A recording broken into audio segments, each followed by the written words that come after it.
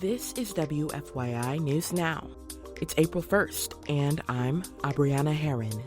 On today's show, what we know about an FBI raid on the homes of a prominent IU professor, a state house bill that aims to help ensure AI data centers coming into the state have the massive amount of power they need, and Indiana U.S. Congresswoman Victoria Spartz is the first representative from Indiana to attend a town hall after GOP members were advised to skip them.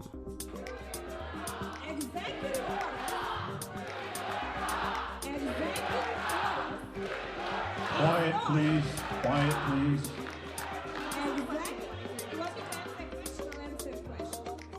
Those stories are coming up, but first, the Purdue men's basketball season came to an end late Friday night during the Sweet 16 round. The game was close, with the Boilermakers up by 2 at halftime against the University of Houston. The second half continued to be a tight battle between the two teams until a shot by the Cougars in the last second gave them a 2-point lead of 62-60 and won the game.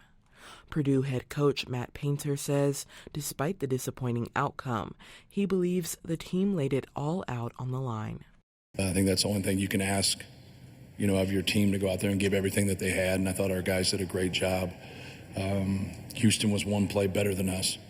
The Purdue men's basketball team was the only men's team from Indiana selected for this year's March Madness Championship tournament. In the women's playoffs, 3 teams from Indiana were selected: Ball State, Indiana University, and Notre Dame. This weekend, the Fighting Irish were the last of the 3 to be eliminated.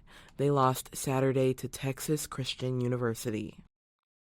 FBI officials aren't saying why agents searched 2 homes belonging to an expert at IU's Luddy School of Informatics, Computing, and Engineering. WFIU's George Hale has more. An FBI spokesperson says agents conducted, quote, court-authorized law enforcement activity on Friday at homes in Bloomington and Carmel belonging to Xiaofeng Wang, an internationally recognized expert on cybersecurity. Wang spent more than 2 decades teaching and researching at IU's Luddy School of Informatics, Computing, and Engineering. But in recent weeks, references to Wang and his work have disappeared from university websites. Property records for the homes in Bloomington and Carmel listed Wang along with Nianli Ma as owners. Ma is a lead systems analyst/programmer at the Herman B. Wells Library, according to an IU webpage that's also no longer available. IU spokesperson Mark Bodie didn't respond to emailed questions about Wang's employment status. He referred inquiries to the FBI. A spokesperson at the Bureau's Indianapolis office declined further comment. Messages sent to Wang's and Ma's university emails were returned as undeliverable. Their office phone numbers also appeared to be disconnected. Neither Wang nor Ma have been publicly accused of any wrongdoing. For Indiana Public Broadcasting, I'm George Hale. A Senate committee passed a bill on Thursday that aims to help ensure AI data centers coming into the state have the massive amount of power they need, primarily by subsidizing small nuclear plants and keeping coal plants online. Indiana Public Broadcasting's Rebecca Thiel reports the committee heard nearly 2 hours of testimony, mostly in opposition. Among other things, the bill would allow an Indiana utility to pass along some of the costs of developing a small modular nuclear reactor to its customers, even if the plant never gets finished. And so far, none of the ones in the U.S. have, many of them going billions of dollars over budget.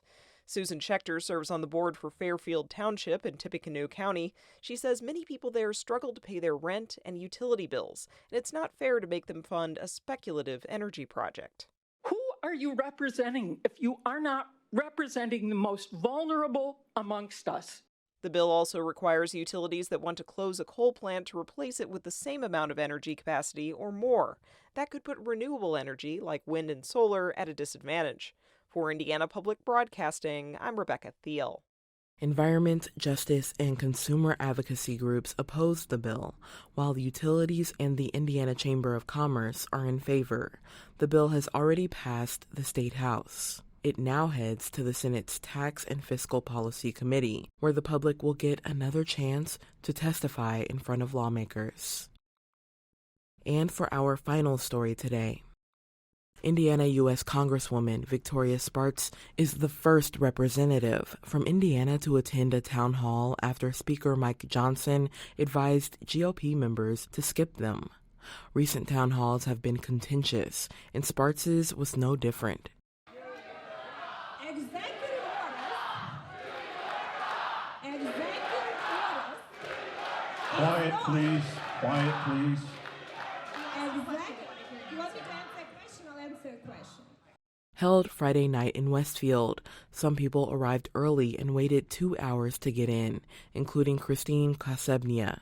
She says she's concerned about potential cuts to Medicaid and Medicare and feels underrepresented. We're not represented at all. Not one thing have I heard from them that represents me or anyone in this room. I don't think we have any billionaires in here. Do we? I don't think so. Several hundred attended. Spartz answered questions about a range of subjects, including tariffs, CDC funding, and immigration. Some constituents booed and jeered. Many walked out, and about 50 protested outside. Spartz maintained a positive tone, stayed to take more questions after it ended, and supported Trump administration policies throughout. Responding to a question about whether Congress will give full benefits to anyone injured in combat, Spartz answered, "And I will never let you down. We need to actually do things that will help people, that sacrifice their life for us. So we need to do a better job and stop wasting money on things that are wrong. And that's what we're trying to do." A second town hall was held Saturday in Muncie. Spartz represents Indiana's 5th congressional district, which includes Carmel, Kokomo, Marion, and Muncie. That's all for today's episode of WFYI News Now. Our podcast is produced by Drew Daudelin and Zach Bundy, with support from the news team at WFYI and public media journalists across the state. Our news director is Sarah Neal-Estes. Kendall Antron produced our music, and I'm your host, Abriana Herron. If you liked today's episode, remember to subscribe and share, and follow WFYI on Instagram, TikTok, Facebook, and YouTube to check in on our newsroom throughout the day. Thanks for listening. We'll be back tomorrow.